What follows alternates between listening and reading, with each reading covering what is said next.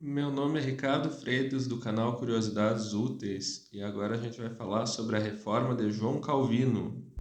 Para começar, a gente vai falar do próprio João Calvino.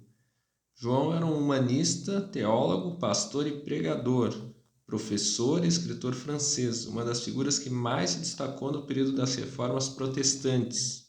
Nasceu em 1509.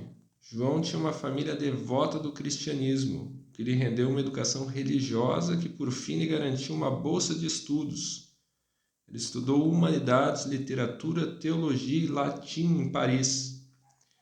Decidiu depois estudar direito no interior da França, onde adquiriu uma gama de conceitos que mais tarde foi primordial para desenvolver suas ideias, que ficaram conhecidas como calvinismo.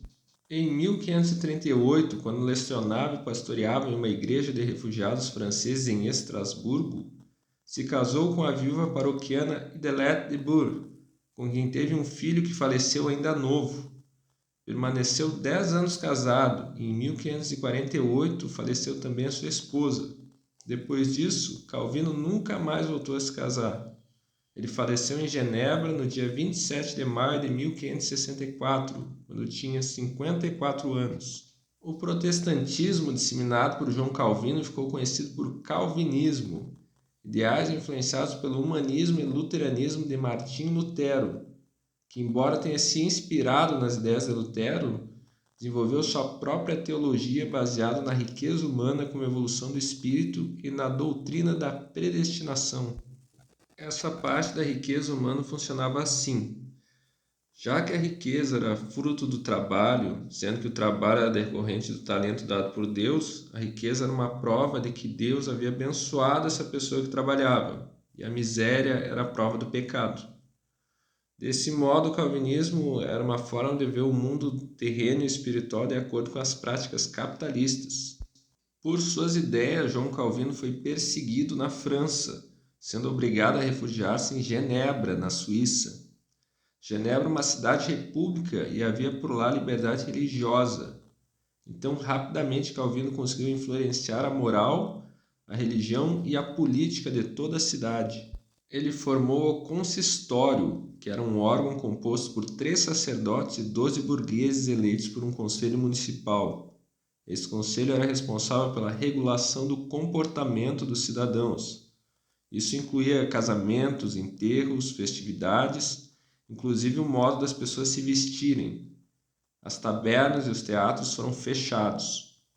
Toda essa conduta moral serviu para o crescimento do capitalismo, já que garantiu uma acumulação de riqueza, já que o luxo e o gasto desnecessário fora da produção eram condenados.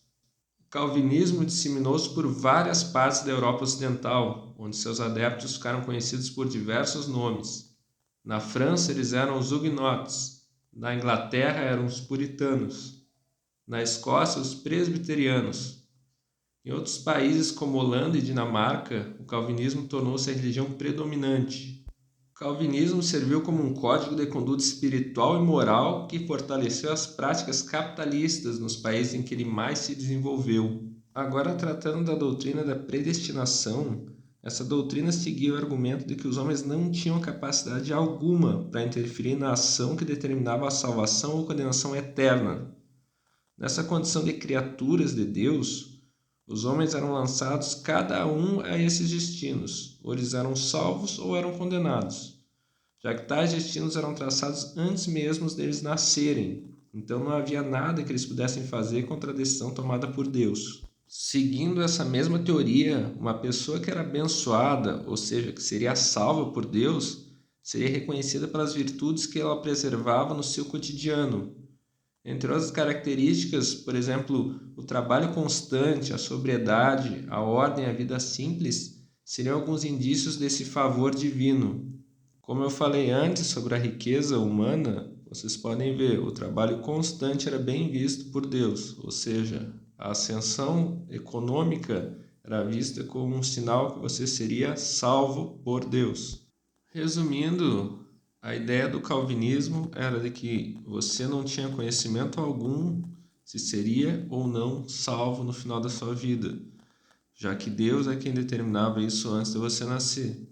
Só que a sua conduta moral durante a vida poderia ser um indício de que você seria salvo. Ou seja, se você mostrasse virtude no decorrer da sua existência, provavelmente iria para o céu. Agora, se você levasse uma vida de pecado, iria para o inferno. E a busca por ascensão econômica, ascensão social, acumulação de riqueza, era um bom indício de que você era abençoado por Deus. Dito isso, termina aqui o nosso vídeo sobre a reforma de João Calvino. No próximo vídeo eu vou falar sobre a reforma inglesa, a reforma que foi feita por rei Henrique VIII na Inglaterra.